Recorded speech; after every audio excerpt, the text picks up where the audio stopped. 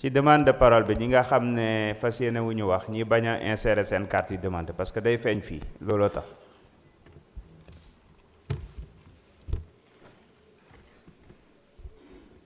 Monsieur le Président,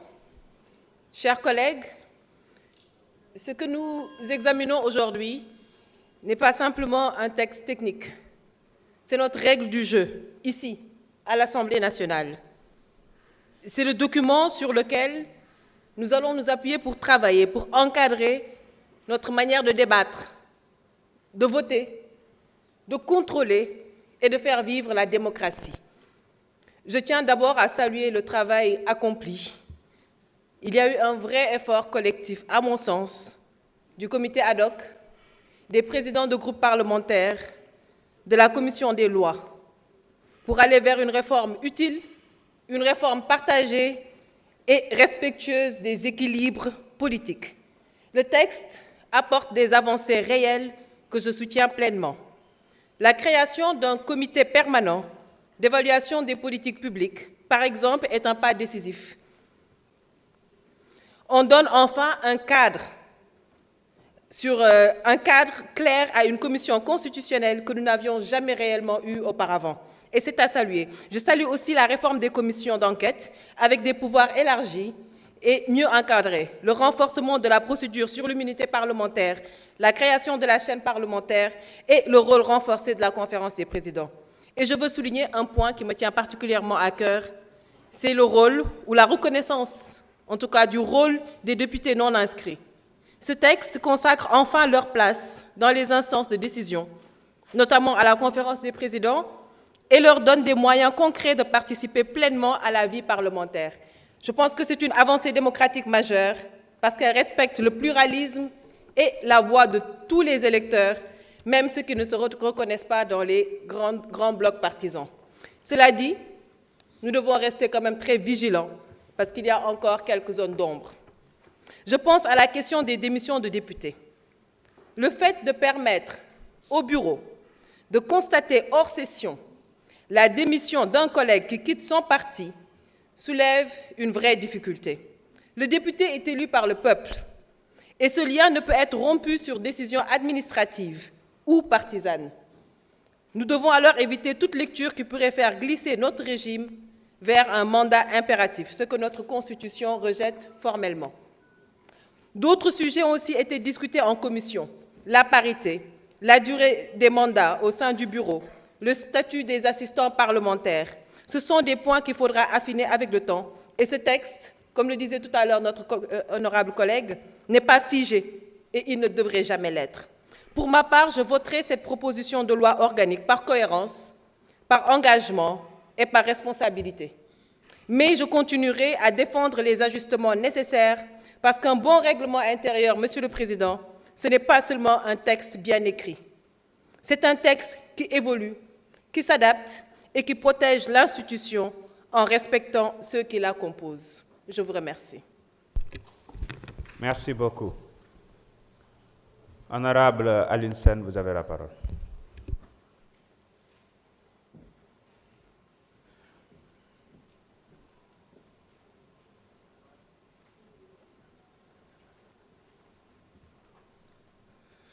Assalamu alaikum wa rahmatullah.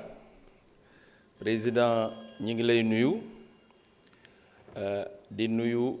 les membres du bureau de l'Assemblée, les présidents de commission ñi ngi leen di nuyu et di nuyu tamit les honorables députés yi nga xam ne ni ñi ngi ci biir commission yi di njëkkee sunu kàddu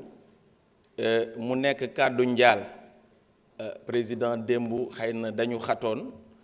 yëguma wóoruma ba xam jot nga information bi parce que ma secrétaire dañu nekkoon fële au niveau de Somone avec la Sonatel ci deuxième jour bi elle a perdu son oncle donc mu ñàkk nijaayam ci la daggee liggéey bi d'ailleurs tey ji sax lañ koy ñaanal kon dañuy wax ne sunu naataango Assane Diop wax na ko léegi boo leen seetloo salle bi tey dafa am dal dafa am dal ndaxte booba ba tey daje yi nga xam ne ñi ngi ko fi daje da ngeen di gis ne ministères yi danañu ñëw nekk ci wet gi waaye tey sunu biir la te lu tax daje bi ànd ak dal da ngeen gis ne boo moytul ñi nar a jël kàddu ñépp du ñu jël kàddu jëmale ko ci nit parce que léeg-léeg xët-xët yi ak xëccoo bi ci foofu lañ koy gisee mooy bu ñu tuddee nit wax nañ ko léegi règlement intérieur moom mooy biir defe naa amul benn jongante boo xam ne nii dañ ciy dem jongante bu mu mën a doon rek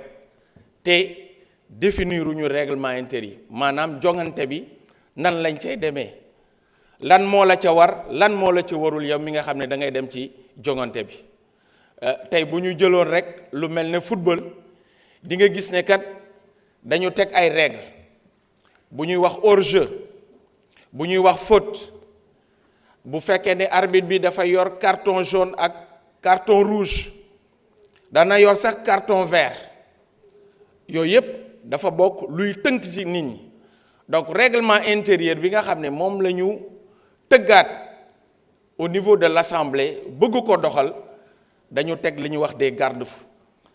parce que c'est bien de mettre en place un règlement intérieur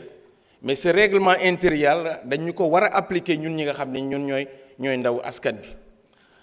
li ñuy liggéey yépp nag ci biir assemblée moo xam ci biir commission yi la ak commission yu mu mën a doon au niveau de la conférence des présidents ak leneen loo xam ne nii commission yi sax dañuy dem ci base bi di liggéeyal assemblée nationale loolu dafa am foo xam ne dañ ko war a fësal ndax boo leen seetloo amul benn yoon boo xam ne nii lay xew ci biir conférence des présidents danañ ko wane télévision du ko wane